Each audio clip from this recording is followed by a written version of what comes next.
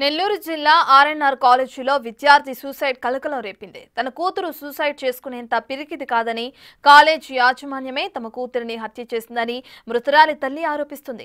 College వద్ద తల్లితో కలిసి విద్యార్థి సంఘాలు నిరసనకు దిగాయి. నిరసన తెలిపిన విద్యార్థి సంఘాలపై పోలీసులు లాఠీచార్జ్ చేశారు. దీంతో పోలీసులకు విద్యార్థి సంఘాలకు మధ్య వాగ్వాదం చోటు చేసుకుంది. కాలేజ్ యాజమాన్యంపై చర్యలు తీసుకోవాలని మృతురాలి తల్లి డిమాండ్ చేస్తున్నారు. దీనిపై మరింత సమాచారాన్ని మా ప్రతినిధి సురేంద్ర అందిస్తారు.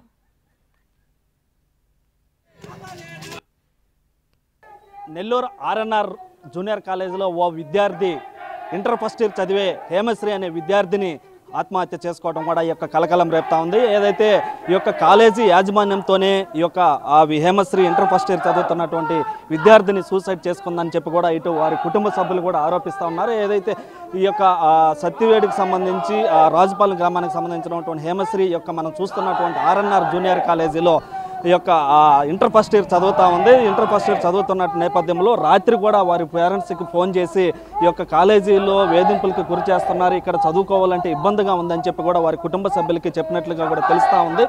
అయితే ఉదయం 8 గంటల సమయంలో కూడా వారి కుటుంబ సభ్యులతో ఈరోజు మాట్లాడినటువంటి హేమశ్రీ 9:30 సమయంలో వారి కుటుంబ సభ్యులకి పాప పడిపోయింది, పడిపోయింది అని చెప్పి వారికి ఫోన్ చేయటం, వారు ఒటావటిని ఇక్కడికి రావడంతో ఆ ఉరేసుకున్నటువంటి పాపని ఈ యొక్క కాలేజీ యాజమాన్యమే హాస్పిటల్కి తీసుకెళ్ళింది అని చెప్పి కూడా వారు చెప్తా ఉన్నారు. అయితే పాప ఇక్కడి నుంచి ఎందుకు తీసుకెళ్లారన్నటువంటి విషయం పైన వాళ్ళ అనుమానాలు పడుతుంటే వాళ్ళ తల్లి కూడా ఇక్కడ మనం చూస్తూ ఉన్నాం, కన్నీరు మున్నీరు అవుతా ఉంది. వాళ్ళ పాప ఉరేసుకోలేదు, ఈ యొక్క కాలేజీ యాజమాన్యమే ఏదో చేసుంటుందని చెప్పి కూడా ఆమె కన్నీరు మున్నీరు అవుతున్నటువంటి పరిస్థితి ఉంది. ఒకసారి ఆమెతోనే మాట్లాడదాం.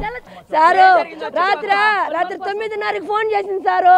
రాత్రి 9:30కి ఫోన్ చేసి నేను కాలేజీలో ఉన్నామా, నన్ను టార్చర్ పెడుతున్నారు, నన్ను తీసుకెళ్ళండి చెప్పింది. సరే బిడ్డ దిగులు పెట్టుకుందాం అనుకోండి, అయినా నేను వస్తాలేనాయన అని చెప్పి ధైర్యం చెప్పి మాట్లాడినాను. ఏడుస్తా ఫోన్ పెట్టేసింది. సరే నేను మా ఆయన తెల్లరితో మాట్లాడుకుంటున్నాను, ఈ మార్గం జరిగింది, ఆ బిడ్డనే ఏందో పోదాం రా అంటే సరే పోదాం అనుకున్నాం.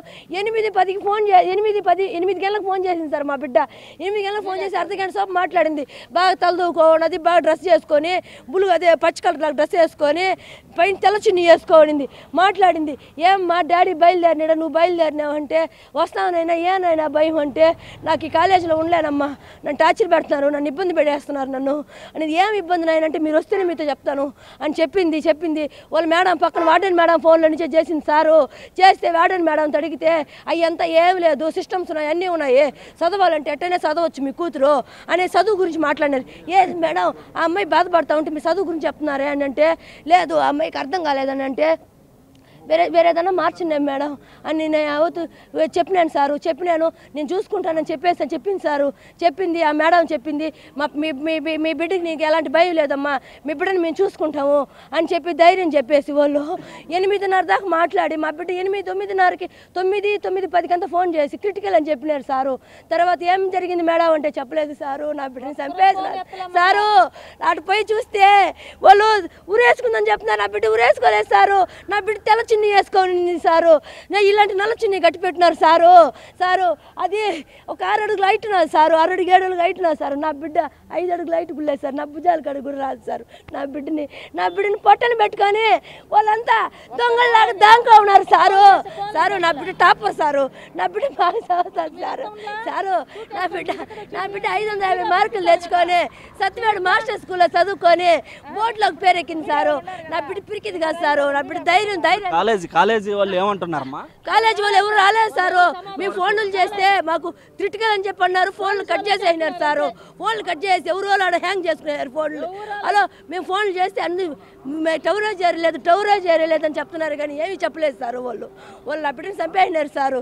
చంపేసి అనాసేవలాగా ఎత్తుకుపోయి 4 ఎత్తుకుపోయి వేసి ఎస్కేప్ అయిపోయారు. పాప ఎక్కడ ఉంది? అయ్యో మేము వచ్చే కాలకి బిడ్డ హాస్పిటల్లో ఉన్నది సారు. చూపిలేదు సార్, నేను చూసే ధైర్యం లేకుండా మా వాళ్ళు పోయినారు సారు.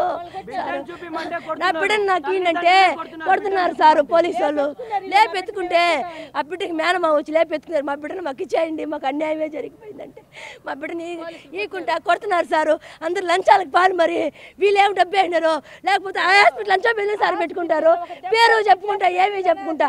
నా బిడ్డ చక్రవర్తి సారు. నా బిడ్డ నిజాయితీకి నిలబెత్తు రూపం సారు. నా బిడ్డ పోలీసు వాళ్ళు ఏం చెప్తున్నారు? నా బిడ్డ పోలీసు వాళ్ళు కేసు పెట్టండి అన్నారు సారు. కేసు పెట్టక ముందు వాళ్ళు లాక్కోరు అవుతుంది సారు. వాళ్ళు లాక్కోరండి. నా బిడ్డ నేను పండేయమని చెప్పండి. వాళ్ళు రావాలా. నా బిడ్డదేం తప్ప వాళ్ళు నా బిడ్డని చంపేసి దొంగలు దాంకో ఉన్నారు సారు.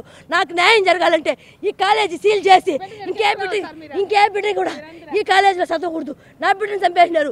నా బిడ్డని ఏం టార్చర్ చేసినారో, చదువు టార్చర్ చేసినారో, ఆ బిడ్డని ఇంకే విధంగా టార్చర్ చేసినారు.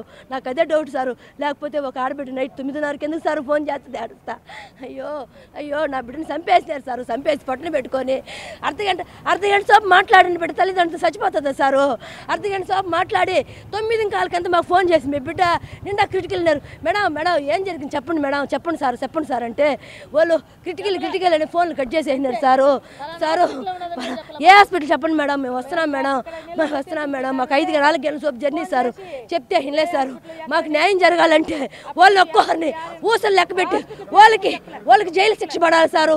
ఉదయం ఇన్సిడెంట్ జరిగితే ఒక ఈ పేరెంట్స్కి పడిపోయిందని చెప్పి సీరియస్గా ఉందని చెప్పి వాళ్ళ పేరెంట్స్కి ఫోన్ చేస్తే వాళ్ళ పేరెంట్స్ వచ్చేంత వరకు కూడా ఇటు కాలేజీలో ఉంచకుండా పక్కనే ఉన్నటువంటి ఎన్ఐల్ హాస్పిటల్కి తరలించడం పైన కూడా పలు అనుమానాలు వ్యక్తం ఉన్నాయి. అదేవిధంగా హ్యాంగింగ్ చేసుకుంటే మెడ చుట్టూరు కూడా ఈ యొక్క గాయాలు అవ్వాల్సినటువంటి పరిస్థితి, అలాంటి గాయాలు కూడా లేవు. ఒక సైడ్ మాత్రమే గాయాలు ఉన్నాయని చెప్పి వారి కుటుంబ సభ్యులు ఆరోపిస్తూ ఉన్నారు.